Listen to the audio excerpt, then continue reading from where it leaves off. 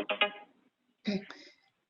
Thank you for joining Atlanta Mayor Keisha Lance Bottoms today for a public update on administration actions and priority. And now we will hear from Mayor Bottoms. Hi. Good afternoon, everyone, and thank you all for joining us. This is something that we are trying for the first time today, so please bear with us as we work out the kinks and make a determination as to whether or not this will be the best format going forward. Many of you all have participated in the updates that I have provided to council over the past several weeks. I think we have been doing those updates since March. I wanted to continue to provide information to the public and also make myself available to answer questions from the media. And so we will determine if this is the best format for us to continue with. Not sure if this will be on a weekly basis, bi-weekly basis, but we'll make that determination going forward. But in the meantime, I appreciate your tuning in and hope that you will find this information helpful as we continue to navigate what we are calling around the city of Atlanta our now normal. As many of you all know, COVID-19 has hit home for my family and I.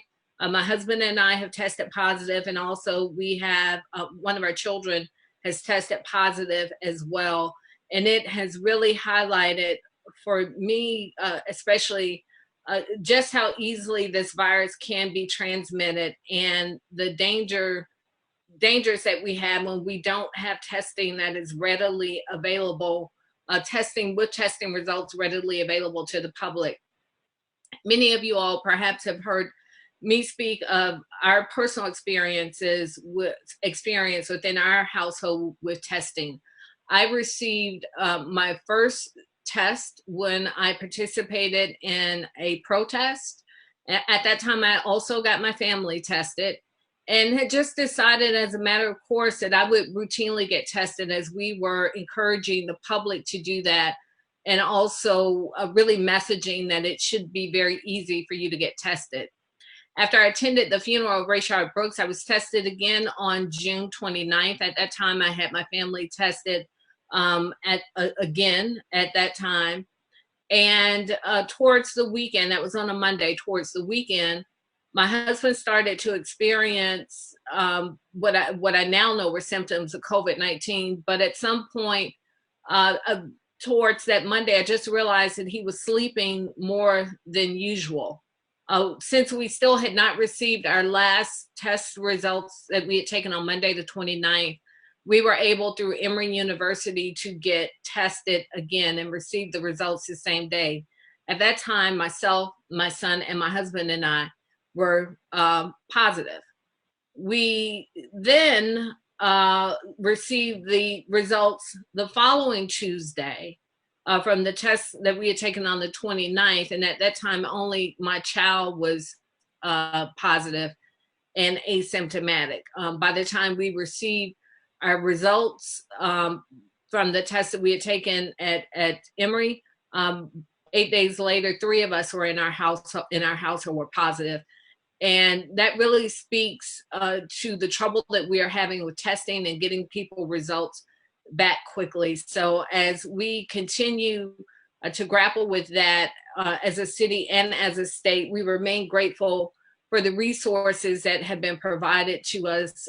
Specifically, a thank you to Governor Cuomo and the people of New York who are sending additional tests to Atlanta, and to so many who have made donations on behalf of the city of Atlanta, whether it be PPE, any number of donations. Tony Ressler, owner of the Atlanta Hawks, has made a $100,000 donation to the Strength and Beauty Fund, he and his lovely wife, Jamie. We also had one of our new Atlanta Falcons players make a substantial donation to the ATL Strong Fund. Wells Fargo Bank, I believe, made a $50,000 donation, and so many others that I will certainly call their names and share their names. And even as we speak today, Tyler Perry and Tyler Perry Studios have donated gift cards, 1,000 gift cards, $50 each. And they have given those to our Atlanta police officers who are going door to door in our communities, giving out those gift cards to residents as an opportunity to make one-on-one connections and also just to spread a little joy in our city during this very challenging time. So thank you to Tyler Perry and to Tyler Perry Studios for your great partnership. In recent weeks, we've seen an alarming rise in coronavirus cases in cities and states across the country. Georgia continues to report record-breaking surges in COVID-19 with more than 4,000 cases in one day and over 127,000 cases across the state, with nearly 3,100 deaths. Across Fulton County and DeKalb counties, where Atlanta is, we've seen more than 20,000 cases with more than 500 deaths. We can continue to see a high percentage of cases affecting minority communities and our senior communities. Our workforce continues to be impacted by COVID-19 with 116 employees that we are aware of who have tested positive. I am aware of 2 deaths that we have had in our workforce related to COVID-19. Last week, the week of July 8th, the surge in cases, hospitalizations, and lack of hospital bed capacity prompted me to issue an executive order mandating the wearing of face coverings in the city of Atlanta. This order includes all city-owned and operated facilities, including Atlanta's Hartsfield-Jackson Atlanta International Airport.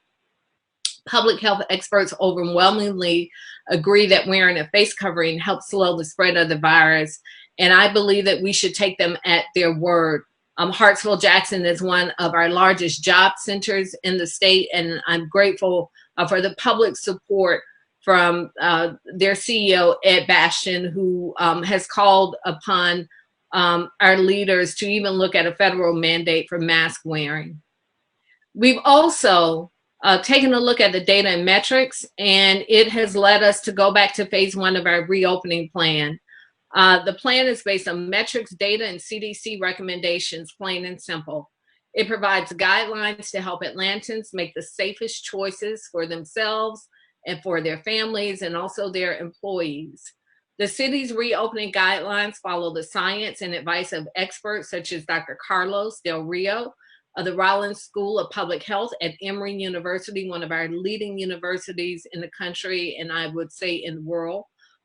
He was also joined by many leaders from various sectors in our city. I think there were a total of 60 leaders on that advisory council. They were very clear in creating objective metrics for us to follow, so it would not be the subjective determination on where we would be with our reopening guidelines. I personally assumed that we would continue to move forward at least until the fall, when we were anticipated to hit a second surge. But unfortunately, based on where we are with our COVID-19 numbers, we are back to phase 1.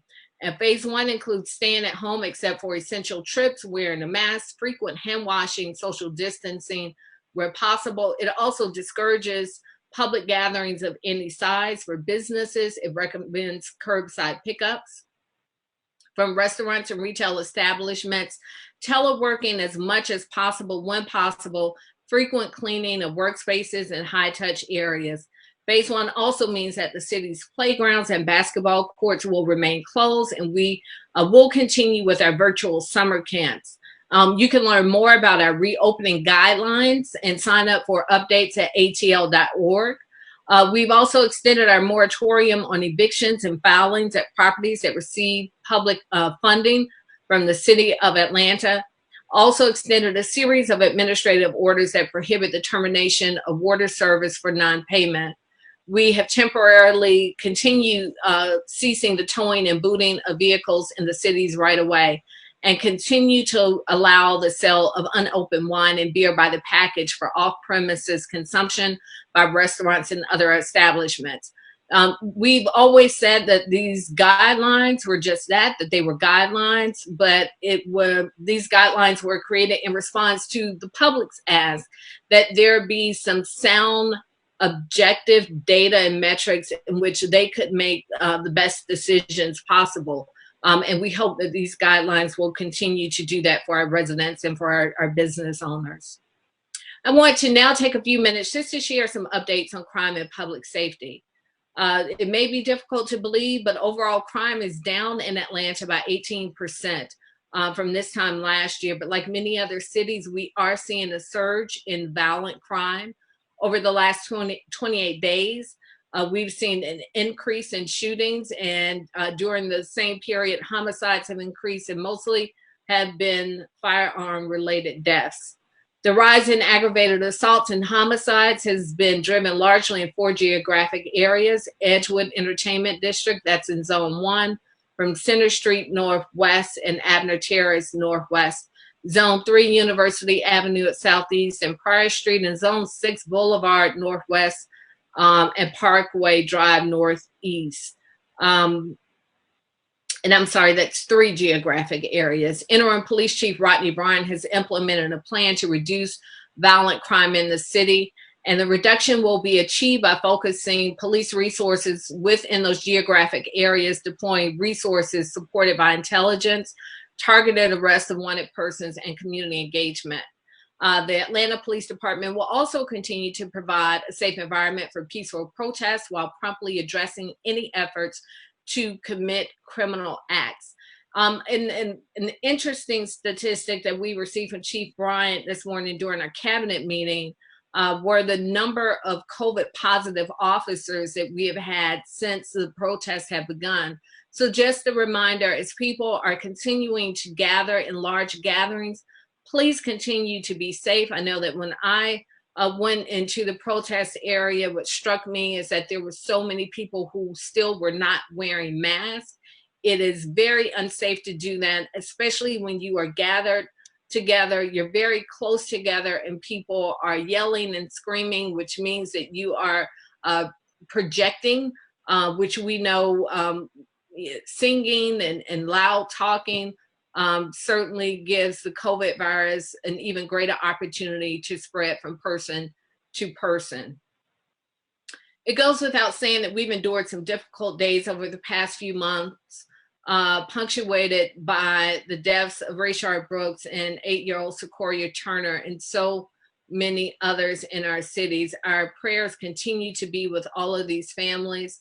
Yesterday, the owner of the Wendy's on University Avenue, where Rayshard Brooks was killed, made the decision to demolish the building and clear the site.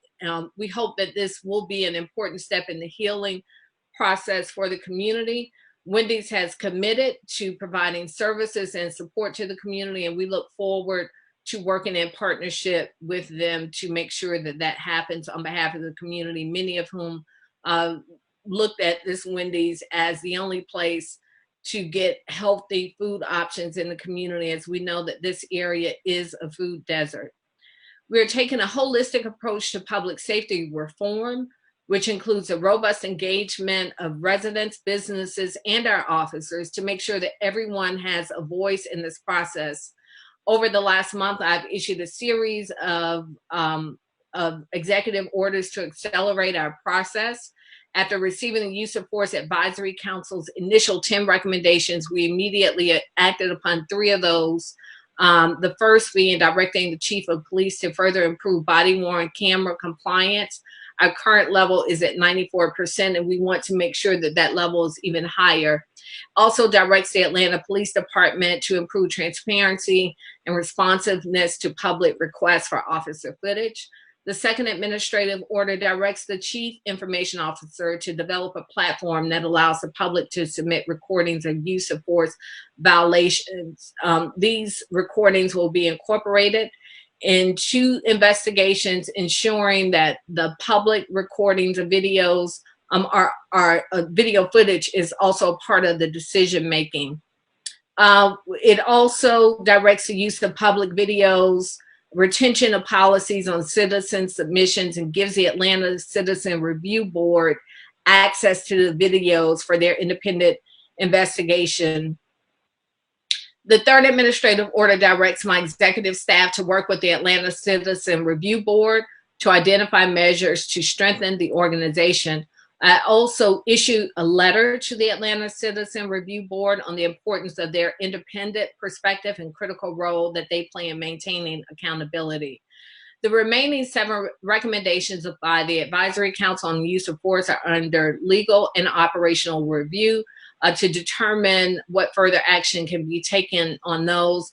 The Advisory Council will submit some additional recommendations next week. Our administration has also implemented a number of prior actions to reform Atlanta's criminal justice system, as you may recall, with the elimination of cash bail bonds in the city of Atlanta, closing our detention center to ICE, and equipping all of our officers with body cameras.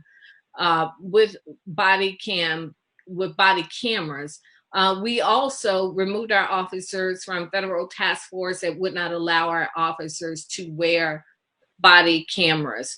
We reduced our Department of Corrections budget by nearly 60%, and plans are underway to shift that funding and staff to increase community outreach and services to communities that are most heavily adversely impacted by the criminal justice system. A big part of the discussion around COVID-19 centers around economic recovery. We have been managing through the pandemic, and know that our administration remains focused on our vision to achieving One Atlanta. We are working to ensure that families and small businesses have access to tools needed during the pandemic and beyond. Earlier this week, we announced our One Atlanta Economic Recovery and Resiliency Plan. In partnership with Invest Atlanta and WorkSource Atlanta, we announced our plans to improve economic security and quality of life for Atlanta residents and businesses.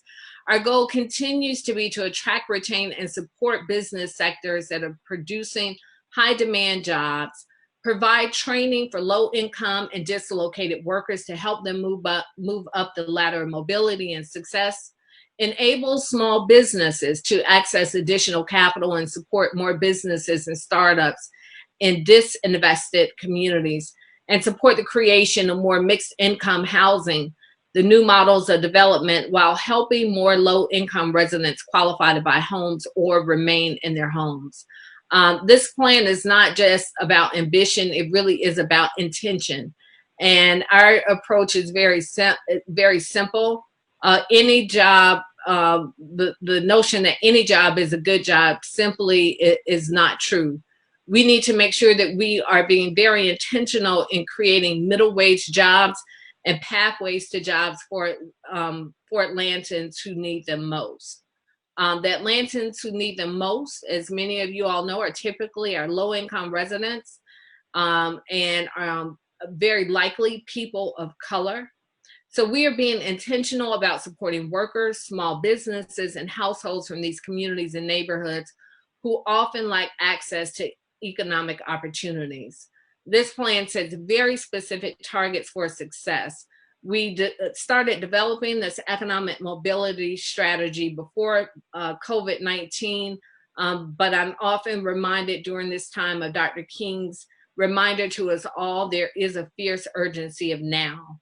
We have intentionally set very lofty goals, but I trust that with the work and partnership of the Atlanta City Council, Invest Atlanta, and the steering committee on the collaboration of the economic mobility plan, that we will achieve our goals. I also want to thank our partners. Bloomberg Associates continues to be a tremendous partner for the city of Atlanta in helping us to lead and facilitate a lot of the work that we have been able to accomplish on behalf of the administration.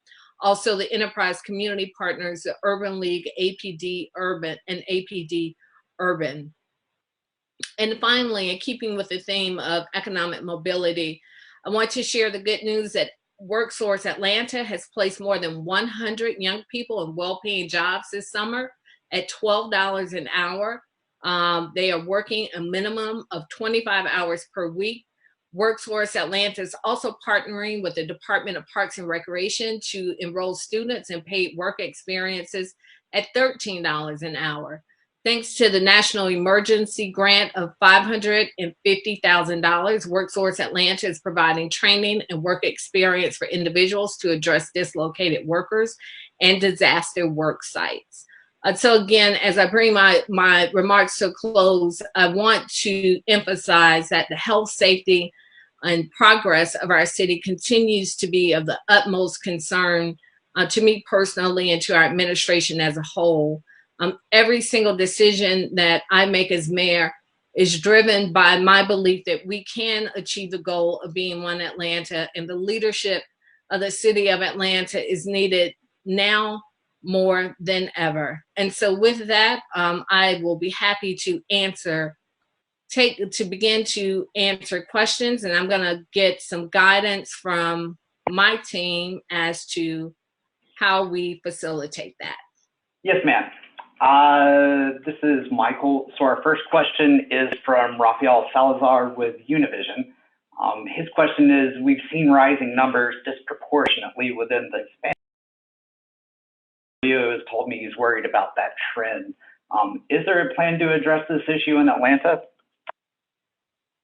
And thank you for the question. And we are well aware of that. And I've had a very in-depth conversation with Dr. Del Rio about that. And it's driven by several factors. And interestingly enough, I was in a conversation with Mayor Garcetti in Los Angeles, and they are experiencing the same trend.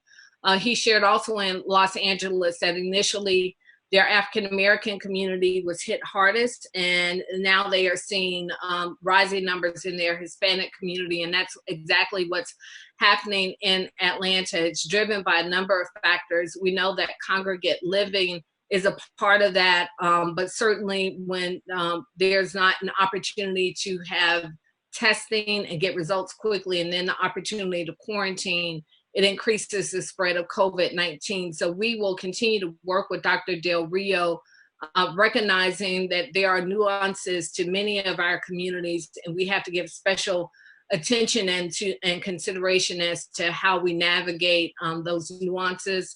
But we are aware of it, and we are sending out messaging through our Welcoming Atlanta office, as we often do, to our Spanish-speaking communities, and also making sure that people are aware of the services and resources that are available, including all of our testing sites throughout the city. But we're seeing it not just in Atlanta, but throughout the state of Georgia, and certainly throughout the country as well. Thank you. The next question is from Portia Bruner at Fox 5. She's asking, what do you tell Atlanta business owners that are following the guidelines of phase 1 when other Atlanta business owners aren't? That we have to be responsible. And what I would say to our business owners who are following the guidelines, that you are following the data and the science. Our committee was led by some very talented people, including our Chief Operating Officer, Joshua Williams, Ingrid Saunders Jones, who is retired from the National Negro League of Women, and also, and I hope I got that title right, forgive me if I did not, and also from Coca-Cola, and also Robbie Ash, who's a leading attorney in our city. So this was not subjective work, this was objective work, so that if this day came, that people would have objective metrics in which they could follow. We have provided that to them. And what I would say to our business owners who are following this metrics, they are doing the right thing. And I believe that their customers and their clients are better for their following the science. And for those who continue to disregard the science, I think you need to continue to follow the same data and metrics in terms of our numbers. Our ICU beds are at capacity and reaching capacity in hospitals across this city, and we are not slowing down. The trends that I am seeing are trends that I've not seen since April, just in terms of where we are with numbers. So I think all of those businesses who continue to be responsible and continue to take every opportunity they can to protect themselves and their customers and clients. Thank you. The next question is from Ben Brash from the Atlanta Journal-Constitution.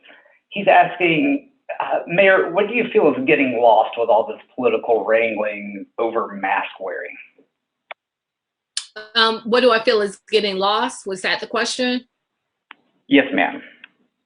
What's getting lost is the science and the reality of where we are with COVID-19. And there is so much death and sickness around us that I think in many ways people become desensitized to that, unfortunately. But when I look at my husband, who is perfectly healthy, and I look at the toll that COVID-19 has taken on him, he lost 20 pounds in 1 week. And this is someone who's healthy and was able to fight it off. I can only imagine what it's doing to people who aren't going into this fight in the best of health. And so what's getting lost are the lives and the reality that this is a pandemic, and this disease has no regard for title, status, socioeconomic standing, political party affiliation. This disease is hitting everyone. And even, if there is a case to be made outside of just human life and preserving human life, there's an economic case to be made. Goldman Sachs released a study this week that talks about the economic sense that it makes for people to wear masks, because it is the only way that we are going to be able to stop the spread of this virus and be able to get our economy going again. All right, the next question is from George Cheedy with The Intercept. He said, Mayor, what is your view of the racial dynamics around the conversation on police reform? Specifically, it seems as though there's a difference between what Black Atlanta residents want and what people think they want.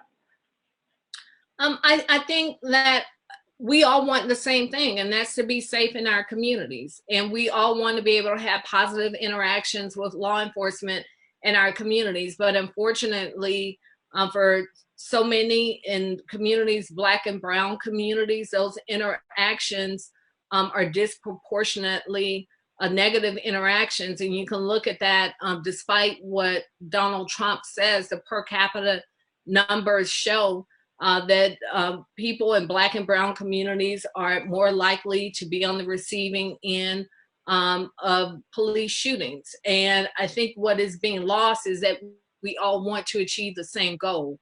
And I truly believe our officers want to achieve that same goal. I believe that they want to go home to their families at the end of the day, and that they want to have positive relations with our communities. So one student said it best in my meeting with some of the student activists: this has to stop being a us versus them conversation. This has to be a we conversation.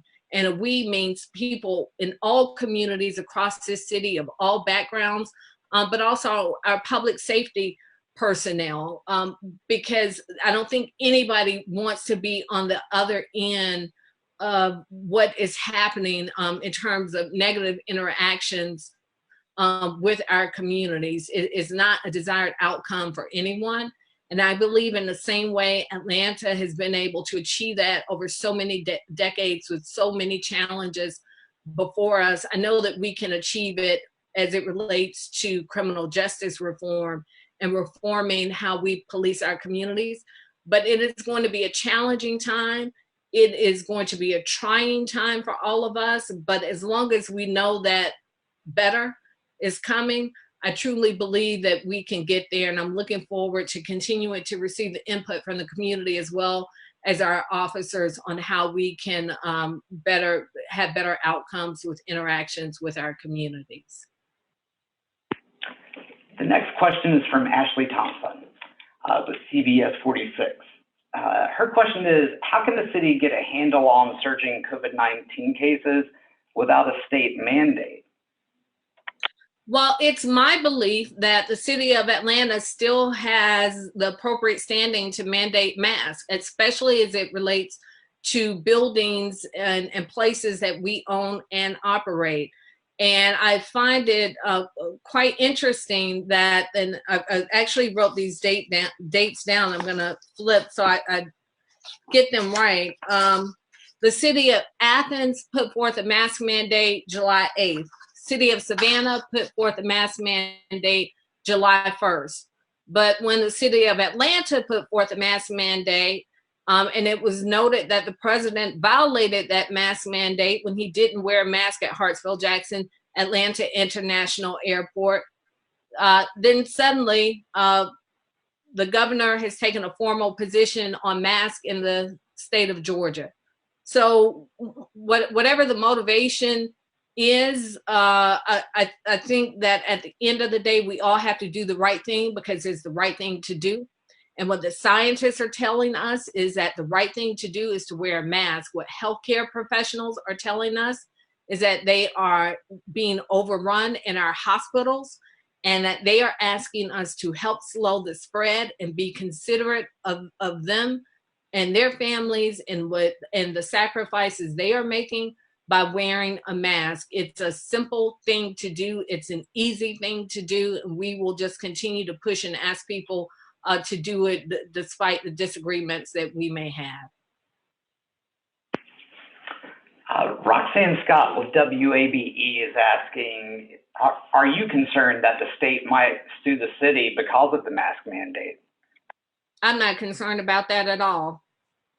No, I'm not. I'm not concerned about that at all. You all know, I love to quote Audre Lorde. She says, I am deliberate and afraid of nothing. So I am not afraid of the city being sued, and I'll put our policies up against anyone's any day of the week. The next question is from Stephen Fowler with GPB. He said, the governor says the mask order is unenforceable. Are you worried that this larger conflict over masks could lead to some confusion for business owners who may want their customers to be safe? As I've said, we have given very clear data-driven metrics and advice to businesses in the city of Atlanta. And that advice is very clear. That if you want to protect yourself and your customers, you should wear a mask. I believe that our city mask ordinance, and I believe those across the state, are defensible. And it is not just my posture, but the posture of many other mayors across the state, that our policies are enforceable and they stand. All right. And that seems to be covering each outlet. Well, thank you all for the opportunity to share with you directly. I trust that you all will give feedback to our communications team on how you thought this went today, and we will make the tweaks accordingly. And as always, I am most appreciative of the honor of serving as your mayor, and I just ask that you continue to be cognizant of the dangers of COVID-19. There's so many people who don't have the option of staying at home and teleworking, so many in our communities, including in our workforce, our watershed employees, our public works employees, our sanitation workers, our police officers, our firefighters, and the list goes on. People who are getting up and going out each and every day to keep our city running. So many people in businesses across this city, frontline workers, often the lowest paid workers, who are very vulnerable and susceptible to COVID-19, don't have the choice as to whether or not they leave their homes every day. But for those of us who do, be considerate of them, continue to wear masks, continue to wash your hands, continue to socially distance. We can always have another opportunity to fix the economy. We don't get another opportunity when someone has lost their lives. So I appreciate you all and look forward to your feedback. Thank you.